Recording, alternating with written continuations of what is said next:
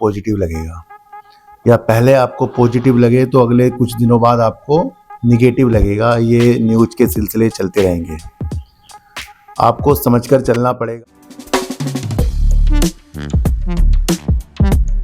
नमस्कार, आप देख रहे हैं डीप सर 6 और आज बात करेंगे सर वेदांता की और अशोक लीलैंड की।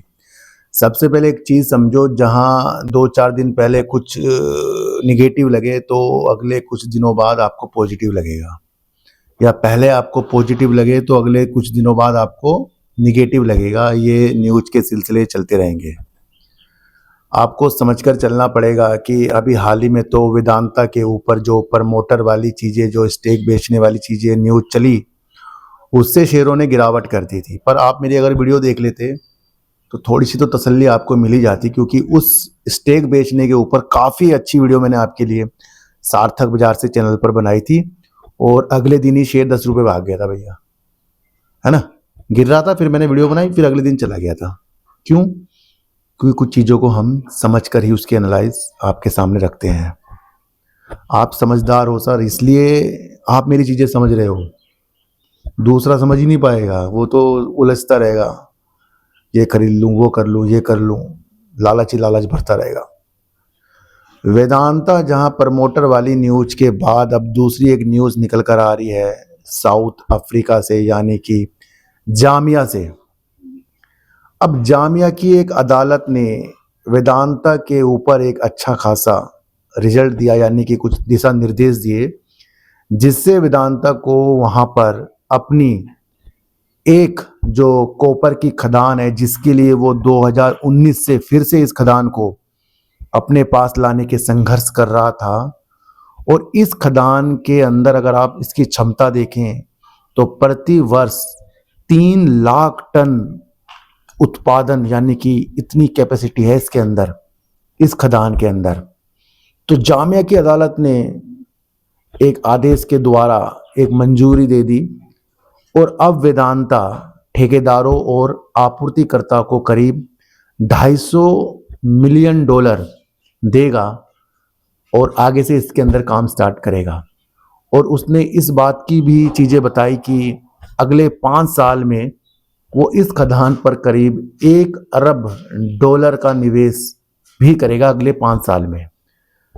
हाल ही में आपने अगर मेरी वीडियो देखी होगी तो मैंने आपको कहा था कि स्टील और तांबे पर आपको विशेष तौर पर नजर रखनी चाहिए। अब तांबे से आपको वेदांता भी देखने को मिल गया है। तांबा मैंने आपको बताया था कि कई मोटर, जो बड़े बड़े विंड टर्बाइन होंगे या अलग अलग चीज़ें होंगी, वहाँ पर भी जो मोटरों में वर्क होगा, अलग अलग चीज़ों में तांबा बहुत ज़रूरी है। और आपको देखने को मिला था कि वैश्विक, यानी कि पूरे वर्ल्ड में तांबे के जो प्राइस थे हाइक होते हुए देखने को मिले थे। और फिर अफ्रीका से ये न्यूज़ आना, तो यहाँ पर वेदांता की एक लॉटरी लगने जैसा हो गया है। यहाँ पर वेदांता को ये खदान के लिए 2019 से संघर्ष करने की चीज़ें न्यूज़ में आती रही है, और अब उसका एक रिजल्ट हमारे सामने आया। तो वेदांता इस खदान के अंदर से अब तांबे का उत्पादन शुरू करने की चीज़ों के बारे में आगे हमें बताएगा। तो यहाँ से वेदांता हो गया है पॉजिटिव, जहाँ 2-4 दिन था निगेटिव। तो उन स्थितियों को हमें समझकर चलना। देखो सर, न्यूज़ में बहुत कुछ होता है। जैसे न्यूज़ में आज मैंने आपके लिए BCG के ऊपर वीडियो बनाई है, और रेणुका शुगर के ऊपर भी वीडियो बनाई है, जो आज रात 8 बजे करीब आ जाएगी, है ना। तो कृपया उसे भी आप देख लेना। बात करेंगे अशोक लीलैंड की। देखो सर, अगर अशोक लीलैंड अपने द्वारा अपने वाहनों को सेल करेगा तो लाजमी है कि भैया उसे एक मुश्त सारा पैसा चाहिए।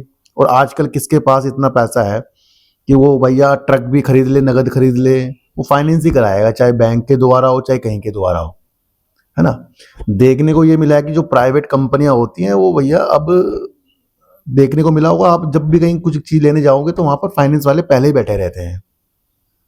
तो उन फाइनेंस वालों की चीजें इस तरीके से भी कंपनी को अच्छा कर देती है, क्योंकि हाथों हाथ कुछ प्रोडक्ट बिका, कंपनी में फाइनेंस के द्वारा पैसा गया, और फिर कंपनी उससे ही जो EMI के द्वारा पैसा लेती है, फिर अपना इंटरेस्ट कमाती है उसके अंदर वो। तो बजाज फाइनेंस के साथ अशोक लीलैंड ने एक रणनीतिक साझेदारी कर ली है, और रणनीतिक साझेदारी इसलिए कर ली है कि अब बजाज फाइनेंस अशोक लीलैंड के जो भी वाहन उसकी बिक्री के लिए हैं उसको वो फाइनेंस करेगा। इससे इसकी बाजार की स्थिति मजबूत होगी।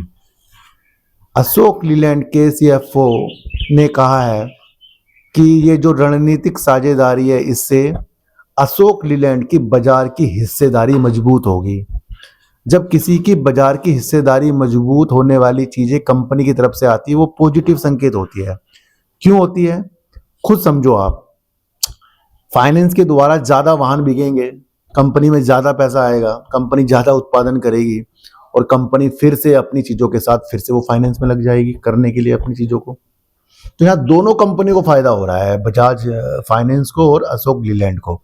और अशोक लीलैंड आपको पता है सर, ई बसें हो गई या फिर डीजल बसें हो गई, ट्रक हो गई, सब चीजों में वर्क करता है।